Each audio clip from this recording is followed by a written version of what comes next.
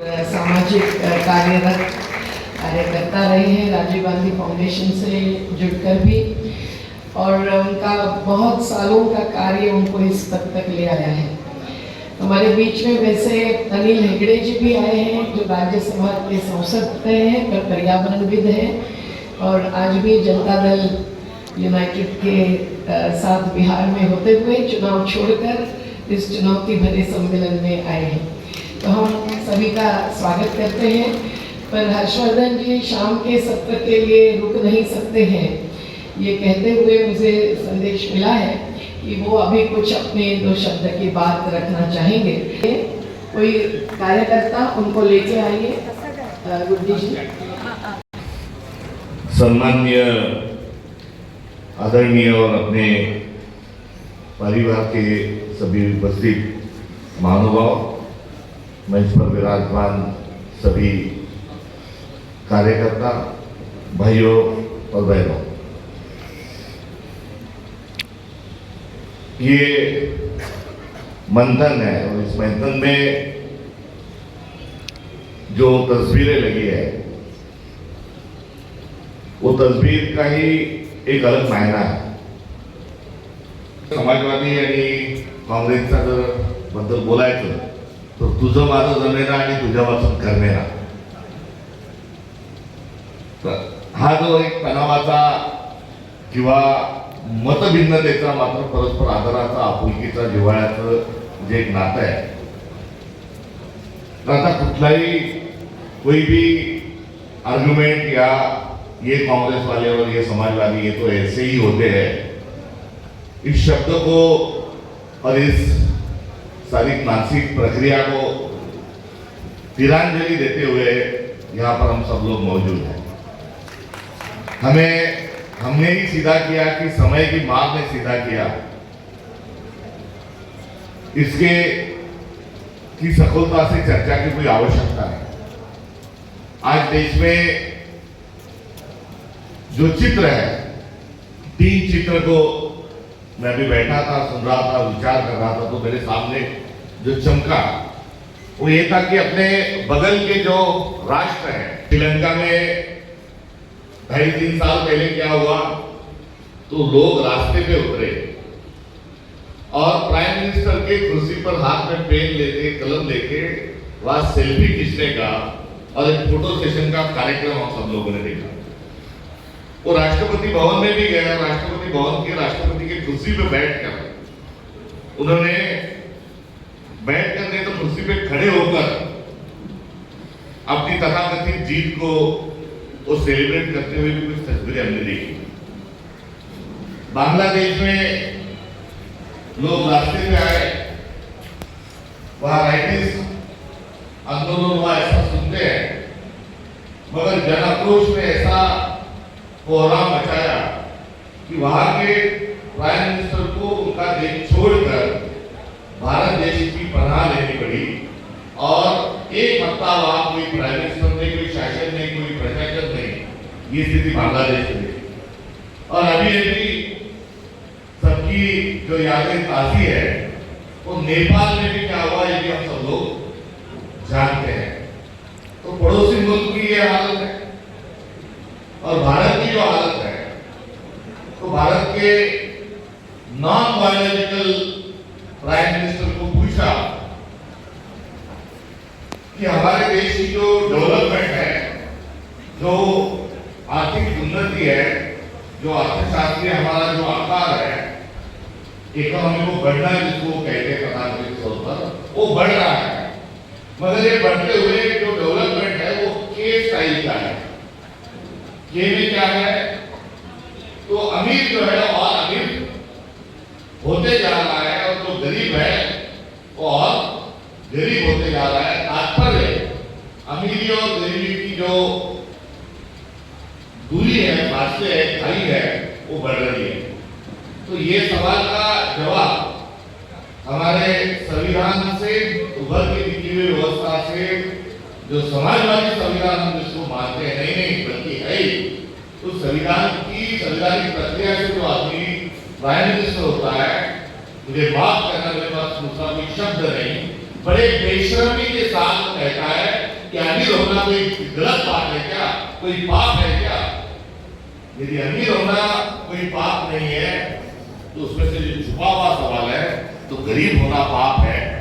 ये उनको कहने का उसके पीछे का जो एक मकसद था, उस मकसद बेहाल अपनी जगह है, मगर आज हमारा देश गरीब और गरीब होते जा रहा है और अमीर ही नहीं तो मुट्ठी भर अमीर और अमीर होते जा रहे हैं। ये स्पष्ट स्वरूप का चित्र है, इसमें कोई संदर्भ की और कोई बहस की इसमें कोई गुंजाइश नहीं। ये दूसरी स्थिति है। और तीसरा जो चित्र है, तीसरा चित्र है हमारे भारत में आज हम सब भारत के लोग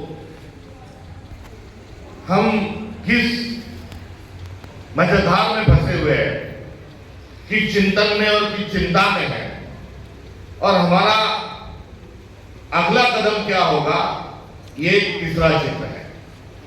और ये तीसरे चित्र में तात्कालिक प्रभाव की कोई उसमें गुंजाइश होने के बावजूद उसमें कोई प्रभाव नहीं। इसलिए प्रभाव नहीं कि मूलतः हम सब लोग भारत को, संविधान को अभिप्रेत भारत निर्माण के लिए हम सब कटिबद्ध हैं। और इस समय में हम हमारा योगदान कैसे सुनिश्चित करें, ये एक चिंतन है, एक चिंता है।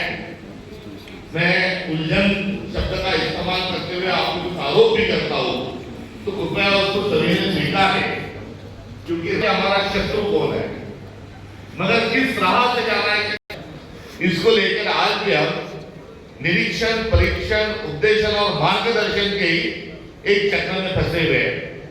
मैं कांग्रेस का पदाधिकारी होने के नाते आप मुझे कहते कि आप ये क्यों नहीं करते, कंधे पे लेके घूमते हो, तो मैं कहता हूं कि आप ये क्यों नहीं करते। तो ये एक हमारे में की जो विडंबना है, उस विडंबना को भी कहना कहीं तलाशने की जरूरत है। तलाशने के लिए कोई ज्यादा कोशिश करने की और ज्यादा कुछ करने की आवश्यकता नहीं, मंथन करने की आवश्यकता नहीं।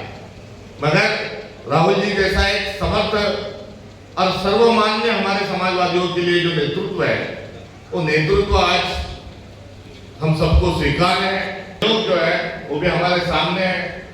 अब हम साथ मिलकर इस लड़ाई को हमको कैसे लड़ना है, ये इस 90 साल के मंथन से जरूर कुछ निकलेगा। ये शुभकामनाएं और ये उम्मीद मैं यहाँ आपके बीच में यहाँ पर छोड़ के जाना चाहता हूँ। 1 रुपए की जमीन ये महाराष्ट्र के बाहर नहीं तो महाराष्ट्र में भी जो राष्ट्रीय सेठ जो है, पहले हमारे पास राष्ट्र पुरुष होते थे, राष्ट्रीय नेता होते थे, राष्ट्र के संत होते थे। अब एक नई वेरायटी आई है राष्ट्र सेठ। तो जो राष्ट्र सेठ है लाडला, उसमें भी लाडला क्रमांक 1 और 2 ये भी छठी हो चुकी है। उसको अमरावती में 1 रुपए में 100 एकड़ जमीन ये हमारे यहाँ पर भी दी जाती है। अब ये सारा जो और उसमें क्या क्या हो रहा है, ये मुझे उसपे कोई प्रकाश डालने की आवश्यकता नहीं, मगर 2-3 ही उदाहरण मैं आपके सामने रखूंगा।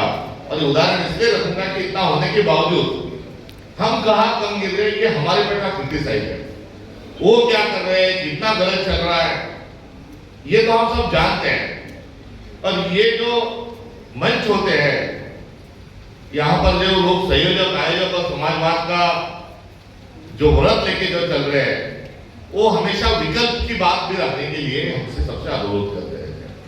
हम कंप्लेंट करके हमको नहीं रुक सकते, तो हमें आंदोलन की दिशा में और विकल्प का डिजाइन लेकर आगे बढ़ना चलना पड़ेगा। ये हमारी हमेशा से हमारा प्रवृत्ति रही है।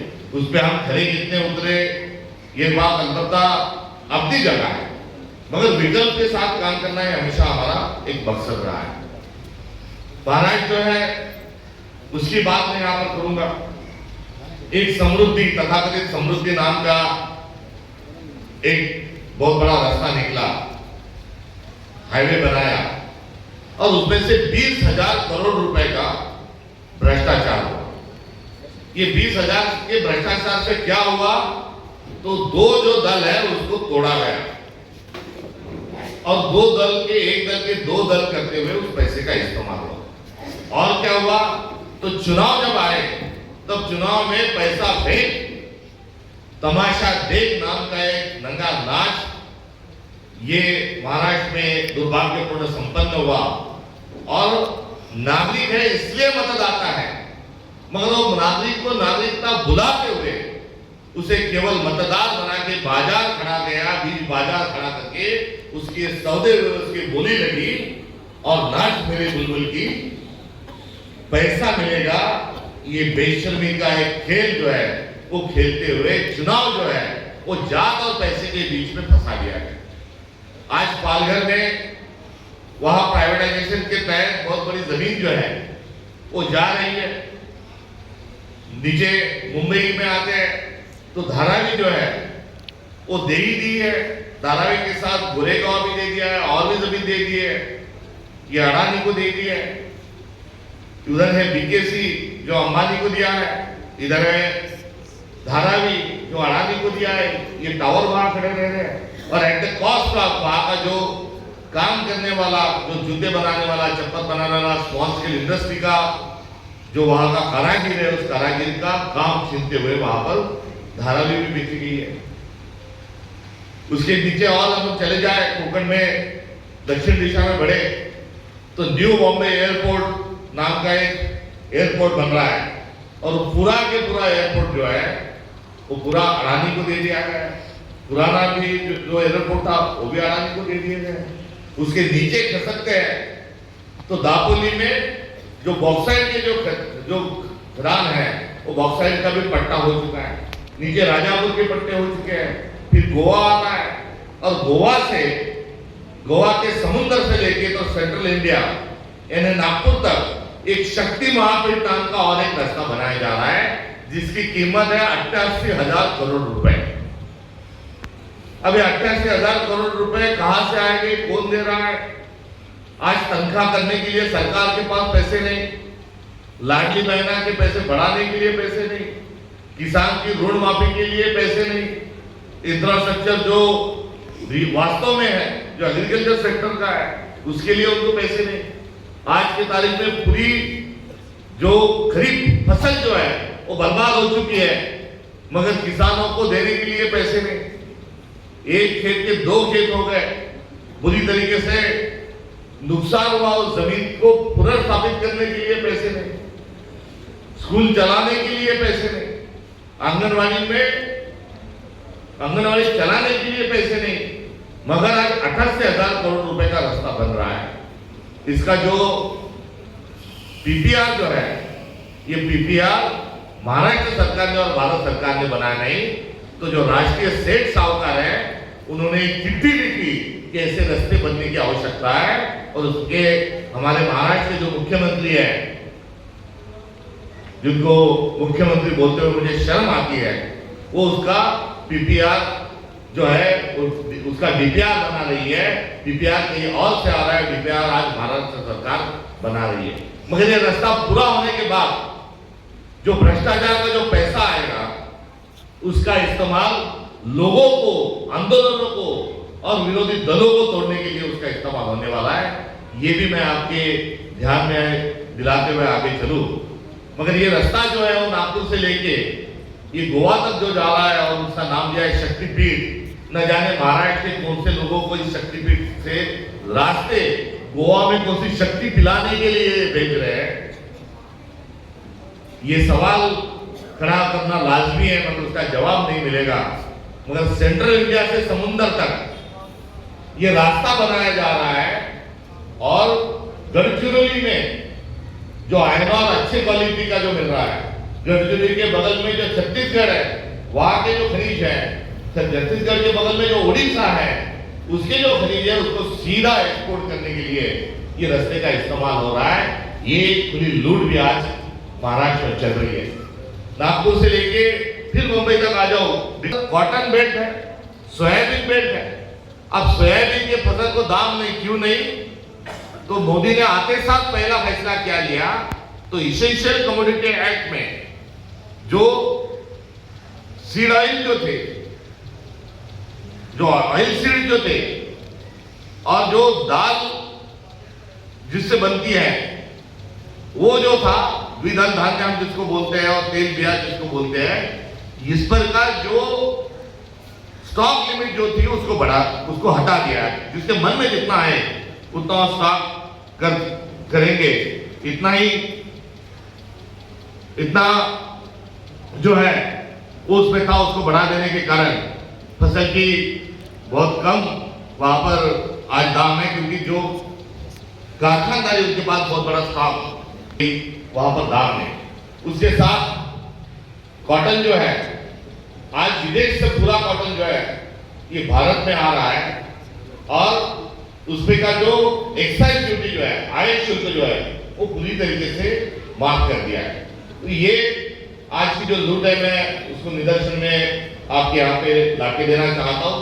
और ये जो लड़ाई है, इस लड़ाई में एक कार्यकर्ता के होने के नाते मैं जरूर आप सब लोगों के साथ रहूंगा।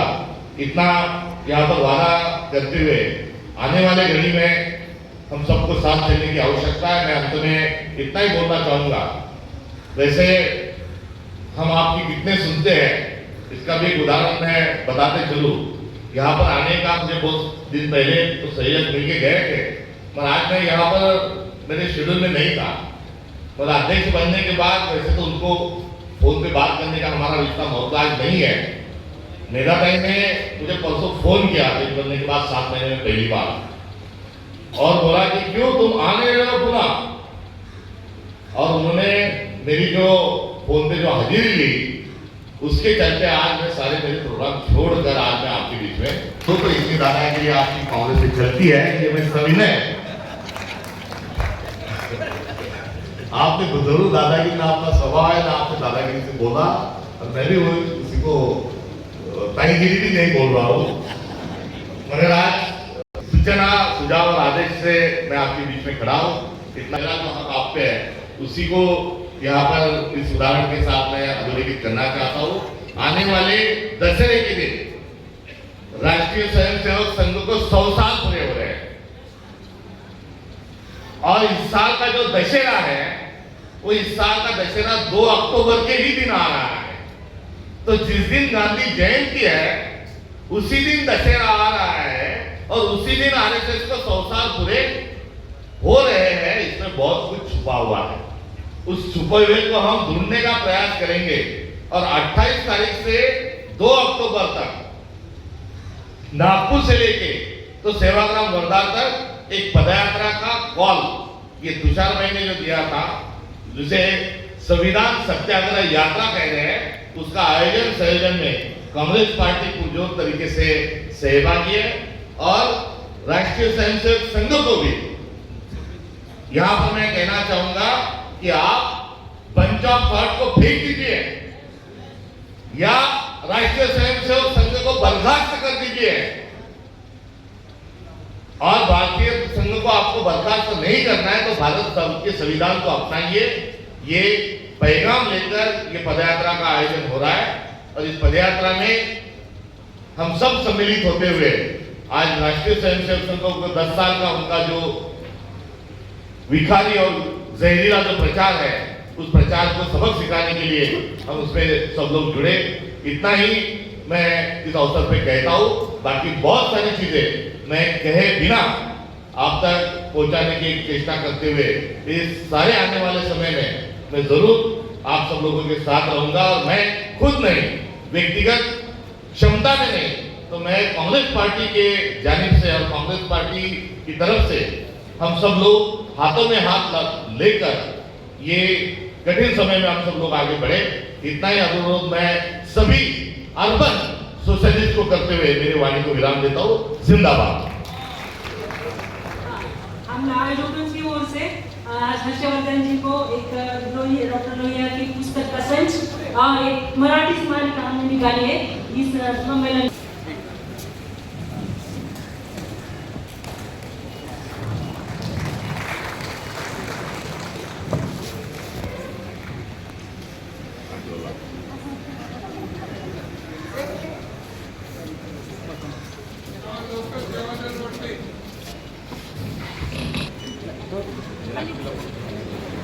बहुत बहुत धन्यवाद हर्षवर्धन जी। आप हमको समय दिया और कुछ सुझाव दिया और सहयोग देने के लिए प्रतिबद्धता